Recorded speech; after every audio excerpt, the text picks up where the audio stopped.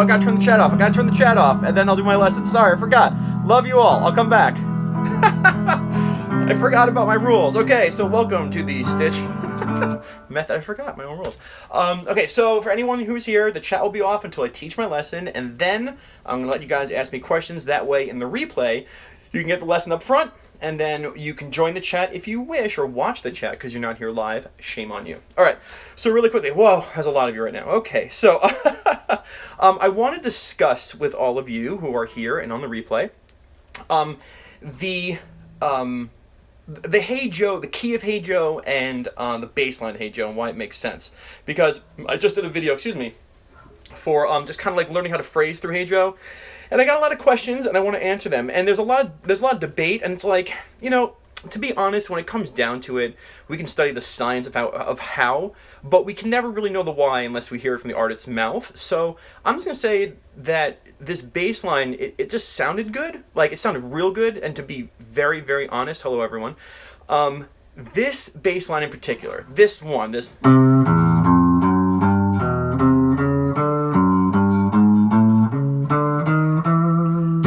me personally is the most magical bass line like in the world. I mean, I remember I could always listen to that. So let's just first, before we get to bass line, we'll talk about the key of Hey Joe.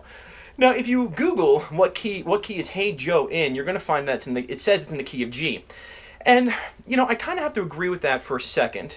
Before anyone's blood starts boiling, I'll explain. Because, when you're writing a song, or you have to transcribe a song, you have to put a key signature to it.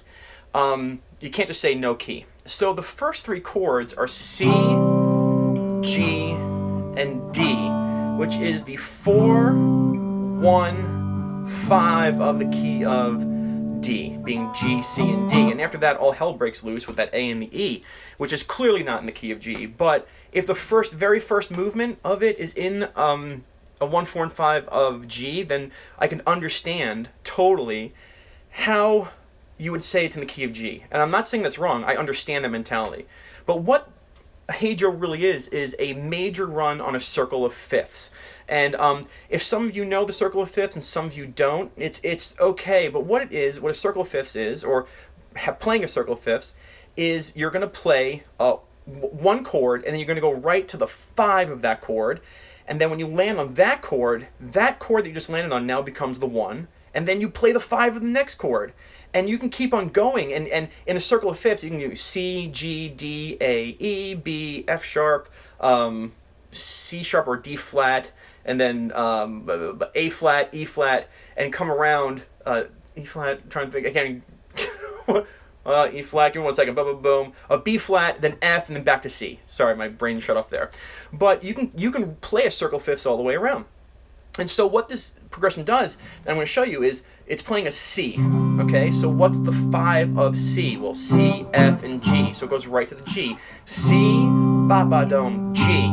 Okay, so now that G that was the 5 of C becomes the 1 again. And this 1, okay, G, C, D. It goes to the D chord. Now this was the 5 of the G, but now it just becomes the 1 again. So what's 1, 4, and 5 of D? D, G, and A. It goes to the A. And then, this now was the 5 of D, it's now the 1 again, and now A, D, and E. If I wanted to extend it out, I could go, let's see if I can do this. C, all right, this is what Hey Joe would sound like if it never ended. C, this is a circle of fifths, G, that's the 5, to the 5 of the D, to the 5 of the A, and then to an E, then to a B, then to an F sharp, then to a C sharp, to an A flat, to an E flat, to a B flat, to an F, back to the C. And that was a full circle of fifths just with major chords. But Hendrix decided to land it on the E, which is great. It's a nice resolve. And he stops it there. And he does this famous on top of it. And then he starts it again from the C. So really, like I said, you have to put in the book a key. So I can understand how it's somebody would say it's a key of G. I would have to agree at that point. And also he stops it on the E, and he plays an E minor pentatonic, which is also a G major pentatonic. So it's like, well, it really smells like the key of G. But in reality, and this isn't like deterring what I just said or going against it. It's a circle of fifths run, which is beautiful. Now onto the bass line. This bass line, like I said, I love this thing. I don't think I could ever not listen to this bass line. And again, I'm not a Jimi Hendrix historian.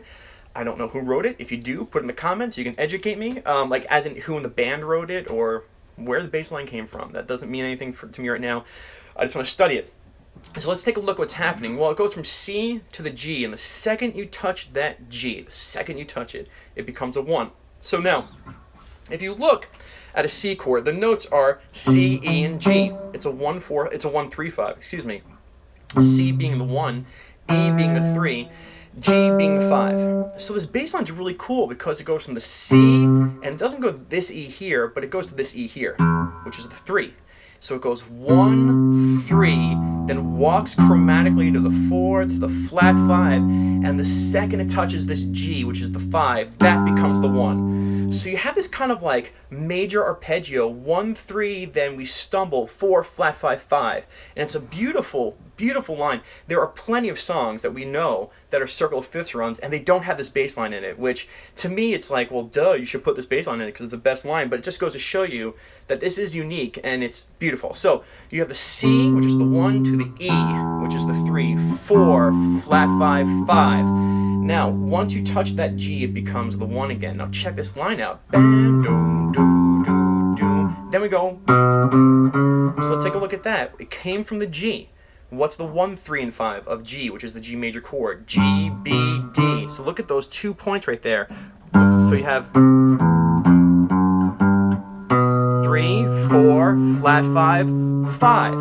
The same exact thing is going on. He's going 1, 3, 4, flat 5, 1, which is the 5 now. 3, 4, flat 5, 1, which is the 5. Hope you get this. And then now, okay, so D. So what's the 1, 3, and 5 combination making it D major? Well, it's D, F sharp, and A, but he doesn't do it up here. He takes his D, he drops it to the major third down here, which is F sharp. 4, flat 5, 5. So you can see the pattern. 1, 3, 4, flat 5, 5, 1, 3, 4, flat 5, 5, 1, 3, 4, flat 5, 5. And now 1, 3, 5, and he goes, that's the A, so he's going to go right to the major third, the C sharp, and he walks it up to the final 5 of the circle of fifths and plays this E chord. This bass line, to me, is the best thing in the world. So I just wanted to break it down and show you why it works. It's so consistent, it's a theme.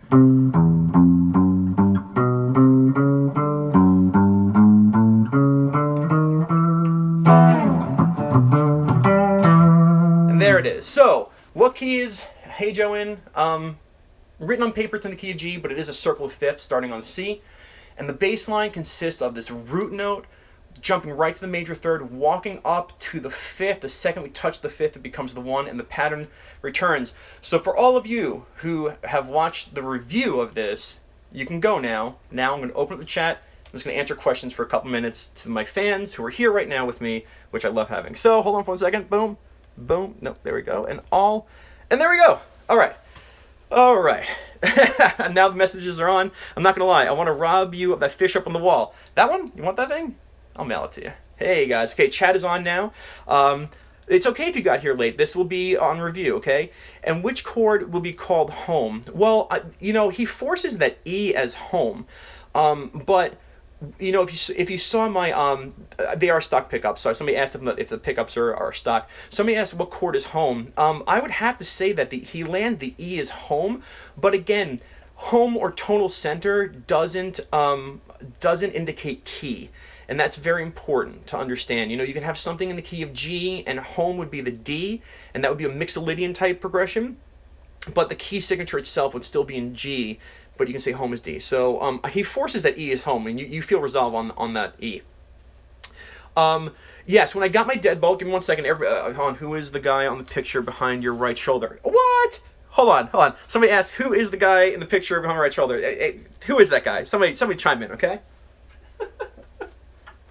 Somebody knows what this is. Okay, sorry. So the deadbolt Trey, yes, it's Trey Anastasio from Fish. That's the guy who broke my mind when I first heard him, and that's an unused in the frame is the unused Clifford Ball ticket. Obama. Okay, so yes, he does solo changes, absolutely. So referring to the deadbolt I got from Fred Instruments, it has the American wiring system in it. The only thing it has is the American wiring system and the upgraded tailpiece, the brass piece here, and it's an awesome Me machine. I don't want to like jinx myself, but I think the the video's choppy. Give me 1 second. Maybe I can cure this. Give me 1 second, okay? Somebody says the video's choppy. I think I can fix that. In a second. Hold on. I think I know why. Because I'm an idiot. That's what happens, you know. You can't do everything wrong. Hopefully you should get better right about now. All right, so it's not choppy. Okay, I like the Flash logo on the guitar, the light. Okay, so I need a guitar. I feel naked with that. Okay, so me get a real connection? No way. It's no frills here for Stitch. All right, so he forces E home. I will say I think Tuesday is going to be In the Mind of Jerry Garcia, Eyes of the World. Yeah, I'll say it now. I'll say it now. Okay. All right. So now, can you discuss the Hendrix E shape with the thumb? Where he's talking about this? Are you talking about this guy like this? This. All right. Now I have tiny hands. Okay. So I have tiny hands. All right. So what this is, and I want to make sure, I mean, it's very easy to understand.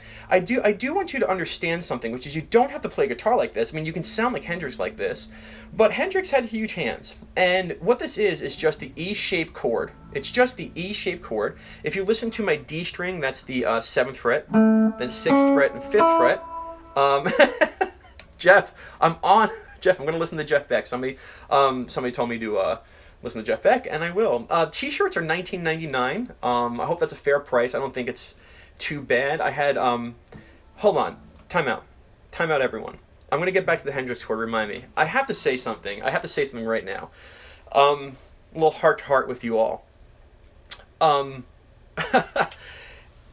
So I started Stitch Method, September something, late September of 2016. And and now I have 51,000 subscribers, which to me is unreal. I mean, it's unreal. My friend Sean Daniel almost has 100,000, which blows my mind, right?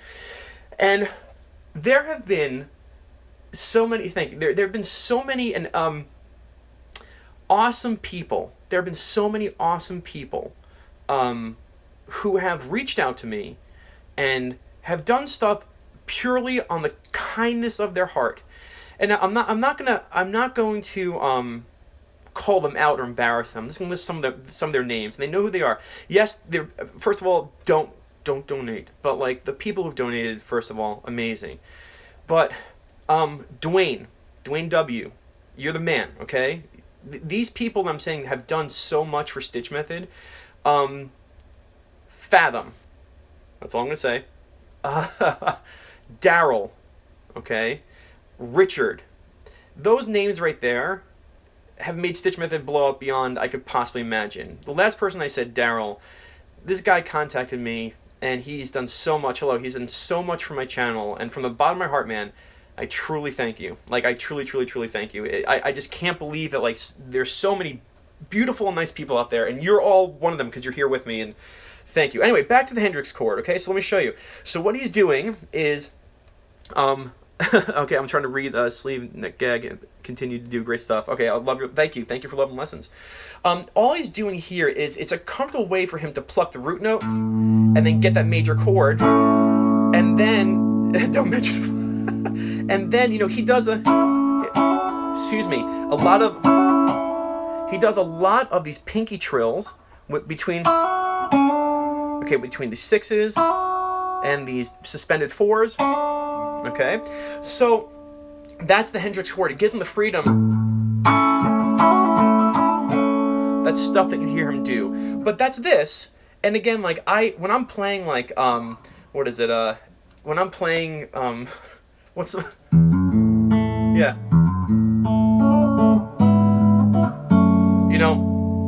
What the heck is the name of that song? Eric Clapton's. Oh my God.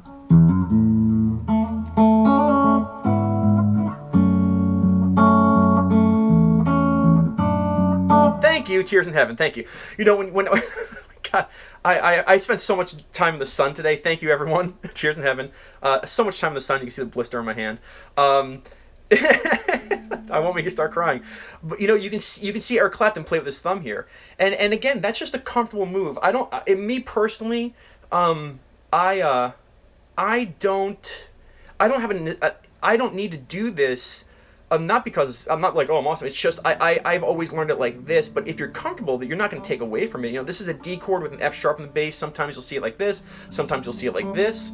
So that thumb, okay, Bold as Love is pretty tough. Right? Okay, yes. And again, he had the hands to do it, and this is how he played. It was comfortable for him. So it's not like there's nothing. This is Hendrix's move. You can try it. You can play with it, but just know like that's where it comes from. It's just a major chord. Gives you a little more access with that pinky and kind of messing around with it, and your first finger, and instead of locking it down. So I hope that makes sense. Is fret buzzing on New Electric something to worry about? No. Okay, so let's talk about it. Is fret buzzing on the New Electric now? Austin, how old is your New Electric? Hey Kevin, what's up, buddy? I'm waiting for Austin. He has something about fret buzz. We'll talk about that. I just want to see.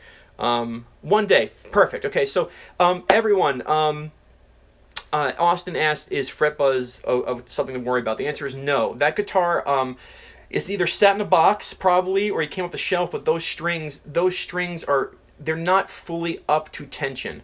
All right? So I would give it a week or two of playing, because as you keep on playing, those strings need to be pulled and pulled and pulled and pulled until they're at that tension. I'll answer that question, Eric, in a second. And once that the metal's fully tense, it'll start to raise off that fretboard, and it won't bounce as much. And that goes away. Now, if after like 2 weeks it's buzzing, here's the deal: is you gotta let the guitar get used to your home. Okay, like when you go from guitar store to home, air conditioning, temperature, playing, everything, that neck is going to adjust to its new home. So give it about 2 or 3 weeks. Make sure you're tuning up every time and getting the tension on those strings. And then if it keeps buzzing, then go take it to get set up. But that's nothing to worry about. It's nothing to worry about. The worst case scenario is that you will need a setup like every normal guitar player. All right, you're the man, Austin. You're the man. Oh, any other questions? I have a lesson in 9 minutes. Okay, just taking guitar. Oh my God, everything went way too fast. The question is, if you go in reverse, circle of fifths, is it the circle of fourths? Yes. If you go in reverse, it's the circle of fourths. As you go from G to C and C to F and F to B flat, you're just moving in a different direction on the circle. Absolutely. Yes. Any interest in Peter Green? You know, I did that like Peter Green Santana video. And man, there's that song. I did that on my live feeds. Oh my God, I forgot. Peter Green like really moved me. Hold on 1 second. Let's see. Can you talk about any roadblocks while learning guitar? Yeah. Okay, roadblocks while learning guitar. Diatonic means 7-note scale. Okay, roadblocks. How is... Oh, God, everybody's chiming in. I saw Santana too. Okay, common roadblocks. All right. There's a lot of roadblocks. To be honest, you know, we all play guitar because we want to feel awesome. Like, we want to be able to do something that moves people. So, Tears in Heaven, there you go. You're like 15 minutes too late. I would say the biggest roadblock on guitar is like, you'll see it. It's you practice, and you don't feel like you're getting any better. And the reason being, and I'm being very serious, is because you're focusing so much on the left hand that the right hand, which you don't realize, the right hand is the machine of this instrument, okay? Oh, you're going to love the Liger from Fred. Okay, so let me keep on talking about the right hand, okay? So, you guys are so funny. We focus so much on this, and we get a little bit of this guy. Why do you teach? Well, that's why. Okay, oh my God, I don't have a lot of time. I'll answer that hopefully now or later. But this hand here is where the heart and soul is. You know, if you were playing a baby to sleep, and all you had was a pentatonic, you know, are you able to be like,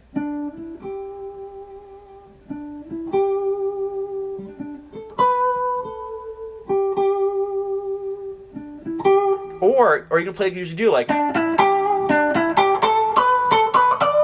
So the biggest roadblock is not being able to express like what you really want to do, and that comes from your right hand. Right hand is rhythm, it is dynamics, it is yeah, avoid the speed trap. It's not about playing fast. Yeah, play the power chord. Oh my god, hold on, time out. Have you guys seen the the Sesame Street with oh my god, the guy from The Office, Ricky Gervais? If you haven't, please, please, please, as soon as you're done, comment, look up Ricky Gervais, the Sesame Street like sleeping song. It's the funniest effing thing. I love it. Anyway, so you need to learn how to play with dynamics in your right hand. You got to learn how to play loud. You got to play. Hey Don, you got to learn how to play loud, soft, and how to control it. So I know there's a lot of roadblocks, but I think the biggest one is just learning that the left hand has a job, but you wanna be able to play things in different volumes with different amount of heart. You know, like, again, if you really want to hear my opinion, I'm not trying to force the band Phish, by the way, Phish, but the song Horn, the guitar solo in Horn, like, you can hear the dynamic range of that. And to me, that's just like a magical tour. Blah, blah, blah, blah, blah.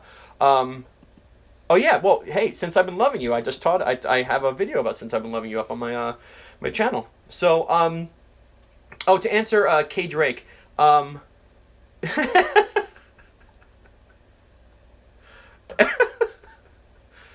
can't repeat that. Okay, so here, the right hand when you're plucking, when you're playing, okay, like, there you go. When you're playing a riff, not chords. I feel like now my video is like really choppy for some reason, but anyway, when you're playing a riff and not chords, it is good to brace because, in my opinion, it gives your pick a point, it gives your fingers a place where they can rest, and your pick a very what's the word I'm looking for? A home to come back to, a measure of how much distance you have to go to the strings. So you're not like loosely playing, being like, where the hell am I when I'm playing? Guys, I have to get going soon, all right? I want to thank all of you for being here and, just answering some questions today. And that's pretty much it. I'll be back on, I'll be back, what was I going to say? Yeah, Tuesday, a new video, and then we'll do the Thursday videos from now on in. Last week I had the Canada party, which was awesome. Oh, yeah, that's good. Stitch with a riff. Thank you. Yeah, that's another thing. Okay, so somebody brings up Chris D'Angelo, like Trey doesn't anchor. No, Trey Anastasio does not anchor his hand. My favorite guitar player doesn't anchor his hand, but everybody else does. So it's like, you can be a monster, and the thing is, to be honest, do what's right for you. The anchoring helps you find your home better, but if you can't anchor, a lot of people are allergic to it. So... Hold on, sorry. So if you can do it without anchoring consistently, perfectly, then, hats off to you. All right, guys, all of you, I'm going to go.